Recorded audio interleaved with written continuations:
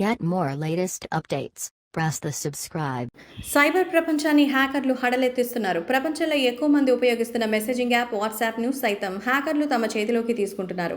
End to end encryption ఉందని WhatsApp డెవలపర్లు చెప్తున్నా ఆ ఫీచర్ పేరుకే పరిమితమవుతోంది.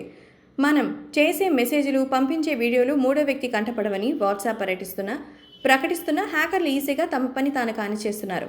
ఇటువంటి తరుణంలో వాట్సాప్ సెట్టింగ్స్లో చిన్న మార్పులు చేస్తే ఇక మీ చాటింగ్ మొత్తం సురక్షితంగా ఉంచుకోవచ్చు. వాట్సాప్లోని చాటింగ్ డేటా డిఫాల్ట్గా ప్రతిరోజు గూగుల్ డ్రైవ్లో బ్యాకప్ అవుతూ ఉంటుంది.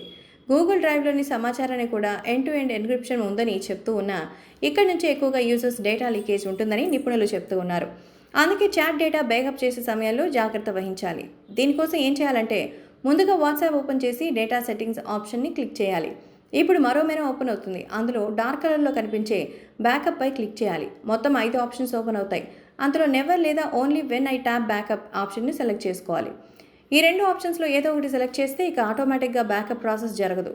చాటింగ్ డేటా కూడా గూగుల్ డ్రైవ్లోకి అప్లోడ్ అవ్వదు. ఒకవేళ ఎప్పుడైనా చాటింగ్ డేటా బ్యాకప్ తీసుకోవాలనుకున్నా వైఫై ద్వారా కాకుండా మొబైల్ ద్వారా డేటాని హ్యాకర్లు బారిన పడకుండా నిరోధించవచ్చు. మరి నిజంగానే ఈ మధ్య కాలంలో హ్యాకింగ్ అనేది చాలా ఈజీ అయిపోయింది. దీన్ని అడ్డుకునే వాళ్ళు ఎవరూ లేకపోతున్నారు.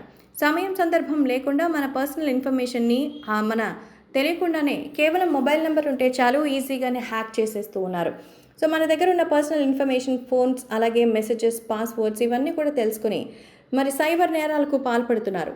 అందుకే వాట్సాప్ మూలన ఈ ఎండ్ టు ఎండ్ ఎన్క్రిప్షనే కాకుండా ఈ జాగ్రత్తలు తీసుకుంటే వాట్సాప్ డేటా హ్యాకింగ్ని మాత్రం అడ్డుకోవచ్చు అని చెప్తూ ఉన్నారు నిపుణులు. కనుక మీ వాట్సాప్ని సురక్షితంగా ఉంచుకోవడానికి ఖచ్చితంగా ఈ మార్గాలను పాటించినట్లయితే కొంతవరకు సేఫ్ అవ్వచ్చు.